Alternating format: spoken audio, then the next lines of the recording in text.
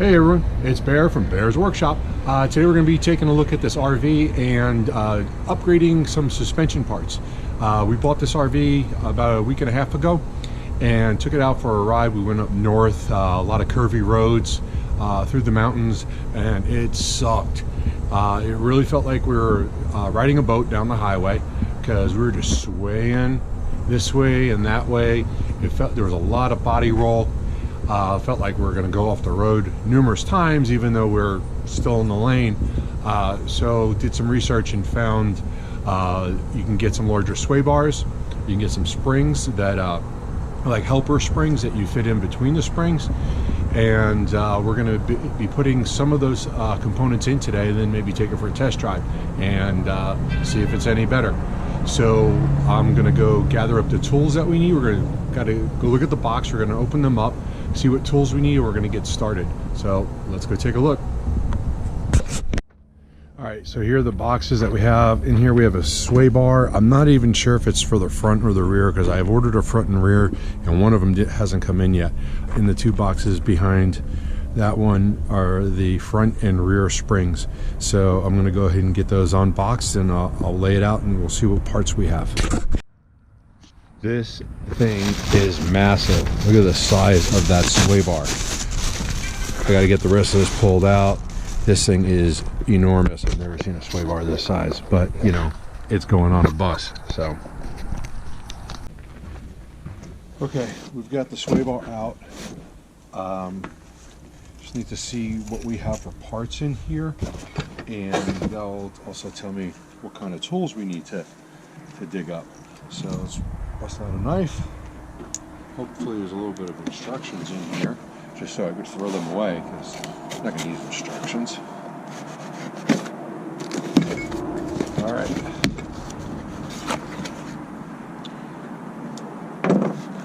Bushings and brackets. A couple bolts. This should be fairly easy. Online registration for the man, really too old to drive. Let's see. Front anti-sway bar kit for the F53 chassis. Suggested tools: some standard metric hand tools, some jack stands. We're not going to use jack stands. We're too good for that. So we're going to have to take off the old one, and we're going to have to put a new one in. On the rear, you actually just add the sway bar, and you don't take off the old one. On the front, you actually replace the front sway bar. So I'm going to gather up the tools and get everything set up. We're going to lift up the RV with the jacks, with the self-leveling jacks, and now I'll raise up the RV enough that we can crawl under there and hopefully work good enough without banging our head too much.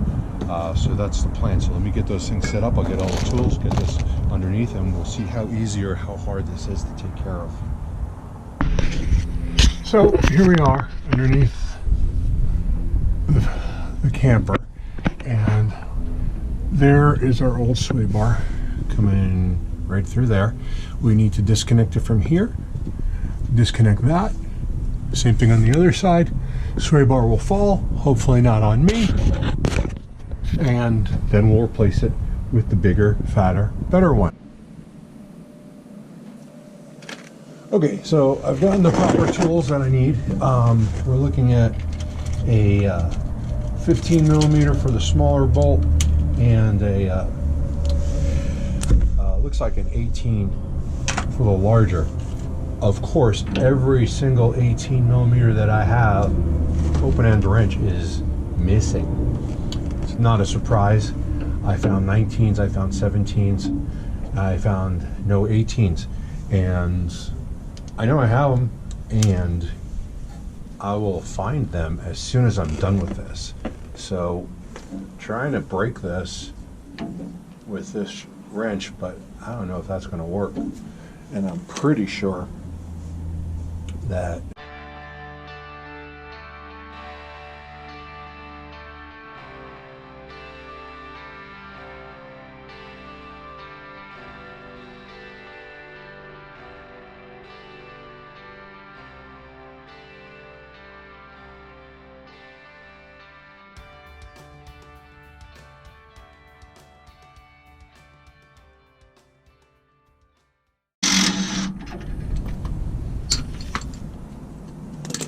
All right, we're going to go over to the other side.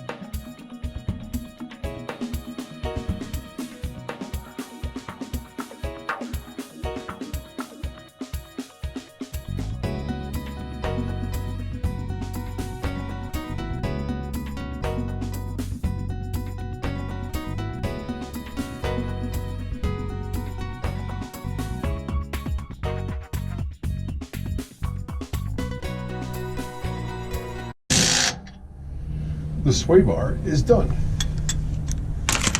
And that's it, folks. That's putting on a brand new sway bar. We're gonna put the Sumo Springs on next and take it for a test drive and see how that goes.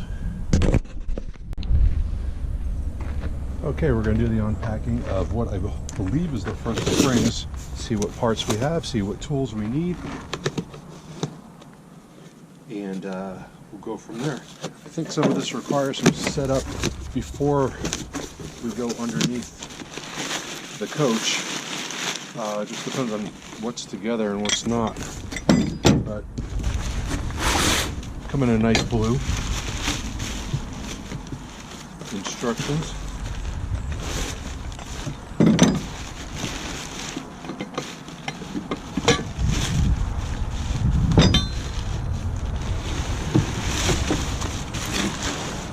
Tops and bottoms. So these are designed as the leaf springs bouncing around. Instead of hitting the bump stop, it hits this, and this will compress instead of just having a harder ride. But it's supposed to smooth out the ride, they say. So let's take a look, see if these are really the front. Ford F53 motorhome. Upper bracket, lower bracket. Let's see. Where's front of vehicle?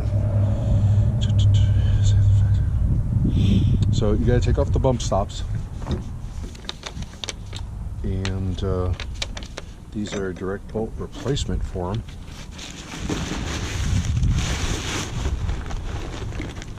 Bolts. That should be everything that we need right there. We get a sticker. That's awesome. I needed a sticker on the back of my Class A. These instructions are extremely simple. You're taking off the old bump stop, I believe from the top. You're taking this bracket, or you're taking the bracket and you're just screwing it through the existing holes for the bump stop. On the bottom you have a bracket that attaches to these brackets after this is screwed in, so you're just setting on top of the leaf spring directly underneath the other one. These brackets go on the bottom of each leaf spring. Bolt them in. Shouldn't take more than a couple minutes, except for the awkward angle. I wish I had a lift for this thing. But okay, so I had to cheat and I had to get someone to help me on those bump stops. I could not get in there and get any leverage. Previous back injuries prevent me from like really pulling really hard like that. So I got one of my guys to help me out. So here's the this is the upper.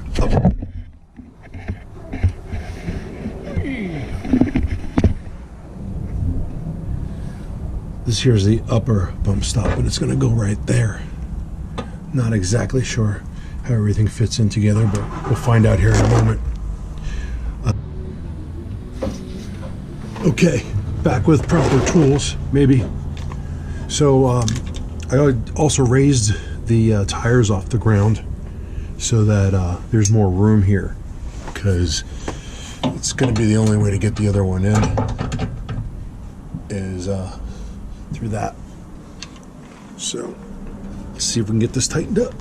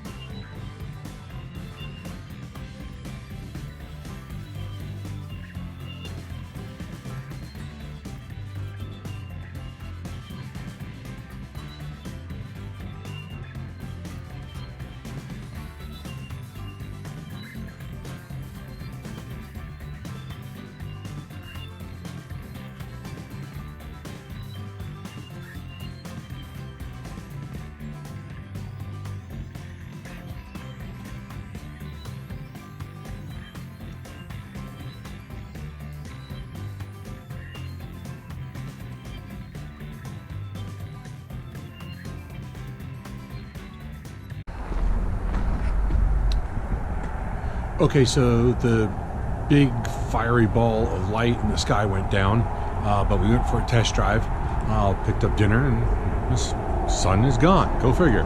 But anyway, I hope you can see me. The drive was much better. I still haven't done anything in the rear yet. Still waiting on those parts. I have the springs, but I need the rear stabilizer bar, and that's coming in a couple of days, and I'll put those on together.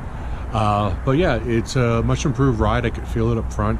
Wasn't doing the bounce thing, which is it was like riding in the boat, and not good.